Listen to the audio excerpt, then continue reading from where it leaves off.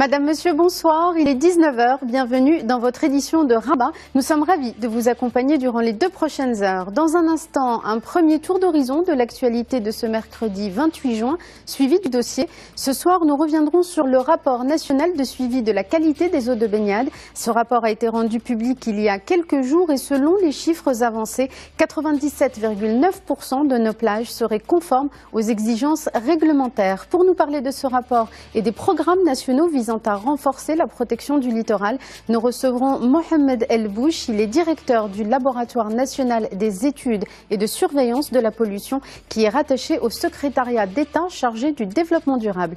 Et côté culture, à la fin de cette édition, nous parlerons ce soir littérature. Le bloc des contradictions, c'est le titre du premier roman de Mohamed Cohen. Il y décortique avec beaucoup de philosophie les travers et la complexité de la société marocaine. Mais tout de suite, c'est l'heure de la première édition de notre journal avec Manel El Akhdari. Bonsoir Manel. Bonsoir Hanan, bienvenue dans Afrique Soir, c'est l'heure du journal de la rédaction, voici les titres. À la une de cette édition, République démocratique du Congo, le gouverneur de la province du Nord Kivu tire la sonnette d'alarme. Il a alerté aujourd'hui l'armée congolaise sur la multiplication d'attaques des miliciens. Ce serait le prélude d'une nouvelle guerre dans l'est du pays. Et puis en Syrie, la bataille pour la reconquête de Raqqa se poursuit. Daesh est la cible d'une offensive. Le groupe aurait perdu le contrôle du quart de la ville, mais des milliers de personnes ont été contraintes de fuir. Au Venezuela, l'armée était en alerte aujourd'hui au lendemain d'une attaque inhabituelle par un hélicoptère de police. L'appareil aurait lancé des grenades sur la Cour suprême dans ce pays agité par des manifestations. Et précisions dans quelques instants. Et avant de développer tous ces titres, sachez que le chef du gouvernement marocain, Saad Eddine El Othmani, s'est exprimé aujourd'hui en fin de journée. Il a rappelé les hautes instructions royales concernant la bonne application des projets de développement dans la région d'Al Hoceima et de toutes les régions du royaume. Le roi Mohamed VI a lancé la formation d'un comité de suivi pour évaluer tous les projets réalisés à Al Hoceima et dans d'autres régions. Objectif à enregistrer et préciser les responsabilités. Les orientations données par le souverain lors du dernier Conseil des ministres marquent une nouvelle étape dans la manière de gérer le dossier de la région d'Al Hoceima. Le gouvernement va redoubler d'efforts pour finaliser les projets et cela dans l'intérêt des citoyens en matière de santé, d'éducation et d'infrastructures. Et on reste dans le même continent, mais on prend maintenant la direction de l'Afrique de l'Ouest. En Côte d'Ivoire, les pluies diluviennes qui s'abattent depuis quelques jours sur le pays ont fait au moins 20 morts et 43 blessés, selon le bilan du ministre de la Solidarité, de la Femme et de la Protection de l'Enfant fourni lundi. Les inondations provoquées par les dernières pluies torrentielles ont causé également la destruction de plus d'une centaine de maisons sur toute l'étendue du territoire ivoirien. Le gouvernement invite toutes les personnes qui se trouvent encore dans les zones à risque de quitter ces endroits dans les plus brefs délais. Je vous le disais en titre, en République démocratique du Congo, le gouverneur de la province du Nord Kivu tire la sonnette d'alarme. Il a alerté aujourd'hui l'armée congolaise sur la multiplication d'attaques des miliciens. Ce serait le prélude d'une nouvelle guerre dans l'est de la RDC. Le gouverneur de cette province agitée évoque une situation inquiétante car une force non encore identifiée soutiendrait les miliciens. La première attaque d'envergure des présumés Maï-Maï, des groupes d'autodéfense constitués sur une base ethnique romande au 17 et 18 juin dans la localité de Kabacha, puis à Béni, où des combats à l'arme lourde ont fait 16 morts le 22 juin. Et pour plus d'informations sur ce sujet, on joint par téléphone Monsieur Jean-Jacques Hondo. Il est analyste et chercheur associé au groupe de recherche et d'information sur la paix et la sécurité. Bonsoir Monsieur Hondo. Bonsoir madame. Alors le gouverneur du Nord qui vous parle de la menace d'une nouvelle guerre à l'est du pays. Au vu de la multiplication des attaques, ces craintes sont-elles fondées selon vous? Oui madame, il faut d'abord se poser la question pourquoi c'est le gouverneur de la province qui doit alerter l'armée alors que l'armée est mieux placée avec ses services de renseignement pour pouvoir évaluer la menace et prendre des mesures préventives qu'il faut pour empêcher que ces attaques puissent avoir lieu. Et de l'autre côté, dire que ces menaces sont-elles fondées ou non, mais je pense que la question ne se pose pas en ces termes, d'autant plus que l'Est du Congo est continuellement instable. La question devrait plutôt se poser en termes de savoir pourquoi cette recrudescence de la violence, pourquoi soudainement on assiste à des attaques violentes utilisant des armes lourdes à une période politiquement très critique pour le Congo, parce que d'ici avant la fin de l'année, il faut que le Congo ait des élections qui tournent la page de la gouvernance ou de la mandature de Kabila. Et d'après les informations qu'on a, et quand on voit la violence et les armes qui ont été utilisées pendant ces attaques, il y a des questions qui se posent en termes de soutien. Et plusieurs informations convergentes laissent croire que ce soutien pourrait prévenir même de l'armée congolaise ou des pays alliés autour du Congo. Et il n'est pas exclu que ces violences répondent à un besoin politique, c'est-à-dire s'aimer le chaos pour justifier la non-organisation des élections à la fin de cette année. Alors, Monsieur Hondo, l'impasse politique est presque totale entre le pouvoir et l'opposition du rassemblement. Le dialogue est rompu. L'accord politique du 31 décembre 2016 semble oublié aujourd'hui. De son côté, l'Église catholique, très influente, demande à la population de se mobiliser. S'agit-il, selon vous, d'un tournant? Quel espoir pour des élections générales d'ici fin 2017? Oui, l'impasse politique de le départ est entretenue par le pouvoir de Kinshasa qui a voulu contourner l'accord du 31 décembre obtenu par la CENCO, c'est-à-dire l'Église catholique. L'Église catholique s'est engagée de parrainer ces négociations pour permettre de trouver une solution politique pacifique à la fin du mandat du président Kabila qui, depuis le 19 décembre 2016, est illégitime. Et elle s'est engagée en ce sens pour permettre que toutes les parties en présence, le pouvoir et le rassemblement, puissent trouver un compromis, une solution politique comme feuille de route jusqu'en décembre 2017.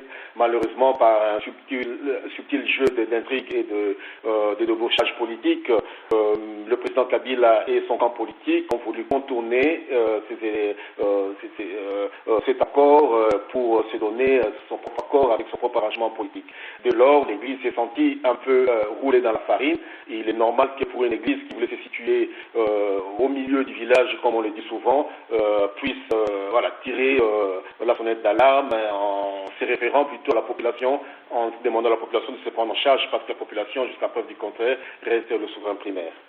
Merci beaucoup, Donc, monsieur. de l'autre côté, ce n'est pas une première, c'est une première pour l'Église, car généralement l'Église prenait des positions assez équilibrées, mais là, l'Église en remet à la population, et c'est plutôt la réaction de la population qui devrait être un tournant dans les mois à venir. Merci beaucoup, monsieur Hondo, pour ces informations. Vous étiez avec nous en direct depuis Bruxelles. Et dans le reste de l'actualité, l'Europe et le Canada devraient mettre la main dans la poche pour investir davantage pour leur défense. L'organisation du traité de l'Atlantique Nord, pressée par le président américain Donald Trump, s'attend à une hausse de 4,3% des dépenses. C'est ce qu'a annoncé aujourd'hui l'organisation. Les pays concernés devraient investir davantage pour leur défense, non pas pour plaire aux États-Unis, mais car c'est dans leur propre intérêt, toujours selon l'OTAN. La hausse attendue pour 2017 représente des dépenses supplémentaires de 12 milliards de dollars en Europe et au Canada. L'objectif est ambitieux, unifier l'île de Chypre. Les pourparlers sur cet État situé dans l'est de la mer Méditerranée ont démarré aujourd'hui dans la station alpine suisse de Crans-Montana. Selon les représentants de l'ONU, ces pourparlers ont démarré de façon constructive et dans une atmosphère positive. Le sujet le plus difficile, c'est bien la sécurité, d'après le secrétaire général adjoint de l'ONU aux affaires politiques. Le précédent round, organisé en janvier en Suisse, a enregistré quelques avancées, mais c'était globalement soldé par un échec. Dans le dossier syrien, la bataille pour la reconquête de Raqqa fait toujours rage. Daesh est la cible d'une offensive d'une alliance de combattants arabes et kurdes appuyés par les États-Unis. Le groupe aurait perdu le contrôle du quart de la ville.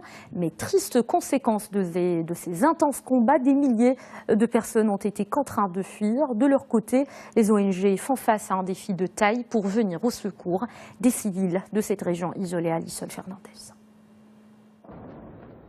Une bataille emblématique. Raqqa est le fief de Daesh en Syrie depuis 2014. Les forces démocratiques syriennes sont parvenues à y pénétrer au début du mois de juin. Elles se sont emparées de plusieurs localités et ont tué près de 300 membres de Daesh. Mais elles font toujours face à une très forte résistance. Le flot de blessés ne tarit pas, celui de déplacés non plus. Ici, dans ce camp du village de Karama, vivent 65 000 personnes. Mais le travail des ONG est très compliqué.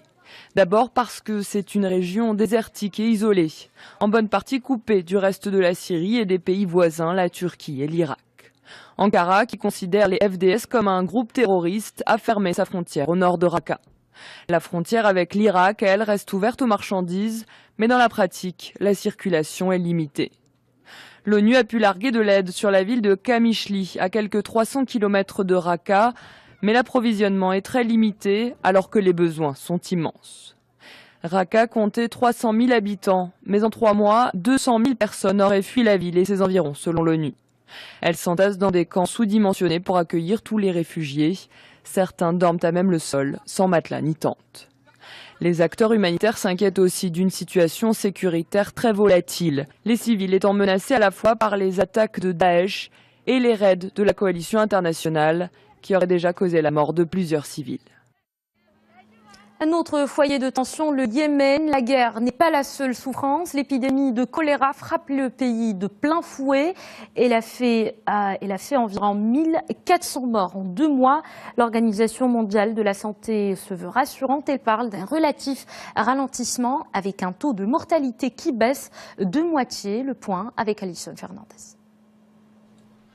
Dans la capitale yéménite Sanaa, cet hôpital déborde de patients de tout âge.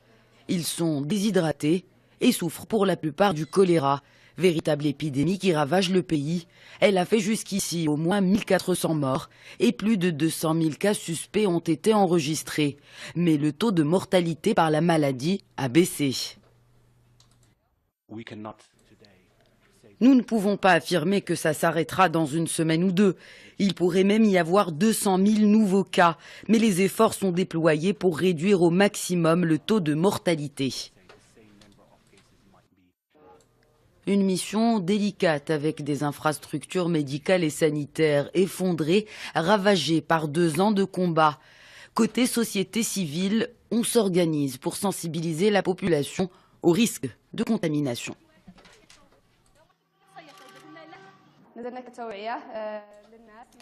Nous sensibilisons les gens et leur expliquons la gravité de cette maladie, car beaucoup de ceux qu'on rencontre sous-estiment le choléra. Pour l'UNICEF, l'épidémie du choléra au Yémen pourrait atteindre le seuil des 300 000 cas à la fin août. Et ce n'est pas tout.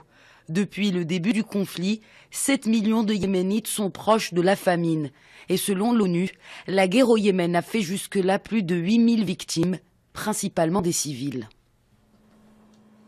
Voilà, c'était un sujet signé Khadija Ihsan. Santé toujours, c'est une première en Afrique et une très bonne nouvelle pour les porteurs du VIH ou atteints du sida au Kenya, mais aussi pour les associations de lutte contre cette maladie. La version générique, donc peu onéreuse, du dolutegravir, le médicament le plus avancé contre le virus du VIH, a été introduite dans ce pays, là où plus de 25 millions de personnes souffrent du sida. C'est ce qu'a annoncé aujourd'hui l'organisation United. Une boîte de 30 pilules de DTG assez pour 1 mois de traitement coûtait jusqu'à présent entre 22 à 44 €. La version générique coûte, elle, 3,5 € et notez qu'environ 37 millions de personnes vivent avec le sida dans le monde, dont 70% vivent en Afrique, selon des chiffres de l'Organisation mondiale de la santé publiés en 2015. Au Venezuela, maintenant, les tensions sont toujours vives et la situation devient de plus en plus compliquée sur le terrain.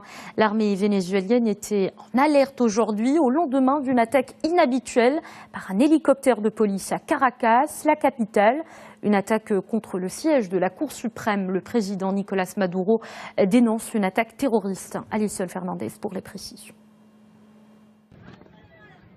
Une scène surréaliste. En pleine ville, cet hélicoptère de la police traverse le ciel. Il lance 4 grenades sur la Cour suprême, où plusieurs dizaines de personnes participent à une cérémonie. Il tire ensuite à 15 reprises contre le ministère de l'Intérieur, ne faisant finalement aucune victime. Des cibles qui n'ont pas été choisies par hasard. Ces 2 institutions sont accusées par l'opposition de diriger la répression et de servir les intérêts du pouvoir en place. Le tribunal a par exemple retoqué toutes les décisions prises par les opposants, pourtant majoritaires. Selon la version des autorités, l'hélicoptère aurait été dérobé par un ancien fonctionnaire de la police scientifique dénommé Oscar Pérez. Dans une vidéo mise en ligne sur son compte Instagram, il affirme qu'une opération est engagée pour restaurer la démocratie et combattre la tyrannie. Nous sommes une coalition de militaires, policiers et civils. Nous sommes à la recherche d'équilibre et nous sommes contre ce gouvernement criminel de transition. Depuis le 1er avril dernier, le chef de l'État, Nicolás Maduro, est confronté à une vague de manifestations pour exiger son départ. Un mouvement réprimé très violemment, dans lequel 76 personnes ont perdu la vie. Pour Nicolás Maduro, cette attaque fait partie d'une campagne contre lui de la droite, soutenue par les États-Unis. J'ai activé toutes les forces armées bolivariennes pour défendre l'ordre. Soyez sûrs que nous allons finir par capturer l'hélicoptère et ceux qui sont à l'origine de cette attaque terroriste armée. Alors coup d'État ou pas, à l'aube, les habitants de Caracas doutaient de l'origine de l'incident. Je ne sais vraiment pas quoi penser. L'opposition et les leaders du gouvernement mentent beaucoup, et nous, le peuple, sommes coincés au milieu. Si quelqu'un volait un hélicoptère, on le tuerait au moment de l'atterrissage. Cela ressemble plus à une tactique gouvernementale qu'autre chose. L'opposition a appelé à poursuivre les manifestations. Nicolás Maduro est accusé depuis des mois de se comporter en dictateur et d'être responsable de la crise économique qui secoue le pays.